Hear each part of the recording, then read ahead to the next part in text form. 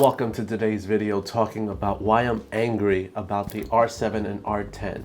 And if you want to see how exactly my R5 was completely destroyed during a recent shoot, stick towards the end of the video and I'll tell you that quick story because I pushed the R5 to its max. Speaking of the R7 and the R10, if you don't know, these are two new R series cameras that are completely mirrorless for Canon that are APS-C size. Now previously Canon had the M series, which was its own APS-C mirrorless family, but that didn't really have a lot of lenses, and it seems that Canon wants to approach the mirrorless game all with R lenses and all in the R mounting system. So these are the first two mirrorless R mount APS-C cameras from Canon. Exciting, right? So it's really meant for like sports and wildlife photography, so that crop sensor gives you that extra reach. So that's pretty cool. And the fact that they built in features, specifically in the R7, of giving you 15 frames per second when it comes to taking pictures, and in-body image stabilization, recording up to 4K 60, all pretty good, and it's geared towards that type of photography. But then why am I angry? Why does it upset me? Well, it's really because of the video recording features. Now the R7 can do 60 frames per second in 4K using the full width of the sensor. The R10 can do 60 frames per second in 4K, but it crops in a little bit. Still pretty cool, right? No, that's not the reason why I'm angry. The R7 also has access to C-Log3, while the R10 doesn't give you access to C-Log3. Am I angry about that? No. So what has me frustrated, and why would I be frustrated over a different camera that I don't own? Well, it comes down specifically towards the fact that Canon is giving these cameras, or has given these cameras, unlimited video recording, meaning there's no 30-minute time limit. Apart from overheating, which may cause the camera to stop, and these cameras really haven't shown any signs of overheating when it came to the tests that I viewed online. It's just a bit frustrating that all the early adopters from the R5 and the R6 have 30-minute time limits, and those are pretty expensive cameras. Now when you look at the R3, when you look at the R5C, there is no 30-minute time limit. And now these two newer cameras, R7 and R10, do not have a 30-minute time limit.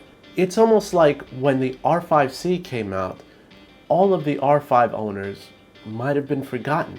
Now, that's not to say that Canon hasn't issued a number of firmware updates for those cameras that have really improved the usability and the longevity of the cameras. However, the one crucial item that really a lot of us have been hoping for, and it can be fixed in a firmware update, is simply removing that 30-minute time limit. There's no need. There's no need. And you might say, well, it doesn't matter because your camera's going to overheat anyway. Well, there are modes on the R5 and the R6 that do not overheat. All of the 1080p modes on the R6 do not cause the camera to overheat. 4K standard and all of the 1080p modes in the R5 do not cause it to overheat. But we're limited by the 30-minute time limit, and that's what's frustrating. Canon, if nothing else, if you've got one update left in you for these older cameras, because at this point they're approaching almost 2 years, one final update. These are still of the top 3 cameras that you've got from a price point in the R series. It's R6, R5, and R3. R3 is good, but R5 and R6 need to have that 30-minute time limit removed. Please. Let us get that. And that's why I'm a bit frustrated, because it seems Canon got the message of removing the 30-minute time limit, but they haven't exactly implemented it on cameras that shouldn't have it at this point and are at the front line of many productions. So yeah, that's simply the only reason why I'm frustrated with these camera releases, is because it's really Canon sending a message saying that, hey, we hear you, no 30-minute time limit, but then that R5, R6, sorry guys, put up with what you got. So if you hung around this long, let me tell you the story of what happened to my R5, and I might show you some footage here. I took the R5 to record a wedding all by myself, and I had a bunch of different cameras with me. I had the 5D Mark IV, Samsung NX1, Panasonic GH5, and the R5. I was doing a multi-camera shoot, multi-brand shoot, and it turned out pretty well. I even actually hooked up some live streaming, which I live streamed from the Samsung NX1 because it oversamples on the footage, and I could record for long periods of time on that camera without having to worry about the video stopping, and it doesn't overheat with that oversampled 4K, down from a 6K sensor. So it was a camera of choice. Specifically, if I wanted to crop in a little bit later, it wouldn't be an issue on the Samsung NX1. But we're talking about the R5. The R5, I had a different challenge for it. So the R5 was my main run and gun camera for the entire day, and I recorded in 60 frames per second 4K all day. That was my intention. See how long I can push it. And if it got to the point where overheating was inevitable, I would switch to 1080 at 60 frames per second and I'd be just fine. So I wasn't worried about missing any footage, specifically in 60 frames per second, because that was my priority. I wanted to get that slow motion when I needed it, but still natural movement. And 120 frames per second for people moving is just way too slow. Unless there's some really fast-paced things that I want to slow down, I believe that 60 frames per second is where you should stick to. So I stuck to 60 frames per second in the morning when recording. I stuck for 60 frames per second for the entire wedding.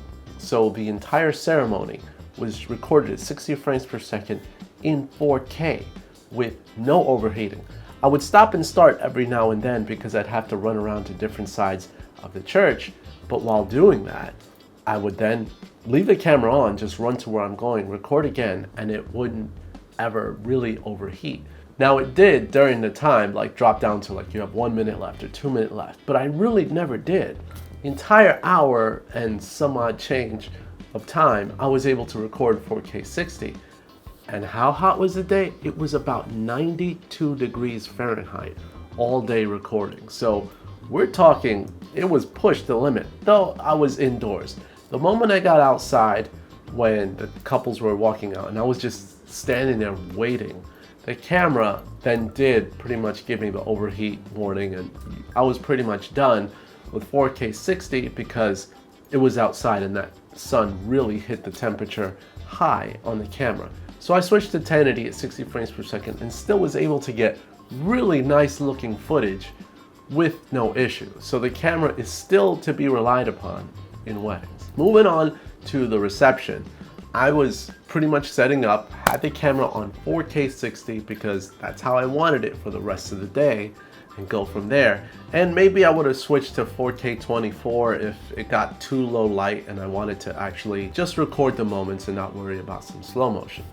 So I set it up on my gimbal and I set it up on a monopod, put the gimbal on a monopod. Right when I was lifting it, I noticed, or I didn't notice, that I didn't have the base plate secured correctly on the monopod, and it fell. And it hit the ground hard. And what happened to my camera? That's a slight picture of the R5 and the screen that was very heavily damaged. However, this is why I can't recommend enough the Canon CPS program or any service program that you can get on your camera. My camera's back to normal, screen working just fine, R5 is good. Canon was able to return it to me in less than a week. So in less than a week from the accident, I have my R5 back to normal, running as good as ever. So get insurance, get security, get anything you need, and then definitely join the service program. They really do pay off, specifically if you make money off of these systems. So that's my lesson to you. So be careful, don't do what I did. I think I've learned my lesson, and I'm thankful to have my camera back working without any issues after getting it back from Canon. So let me know what you guys think in the comments down below, and as always, like, share, and you can make my day. Please subscribe today. This is Magnus, and I'm out. See you guys later.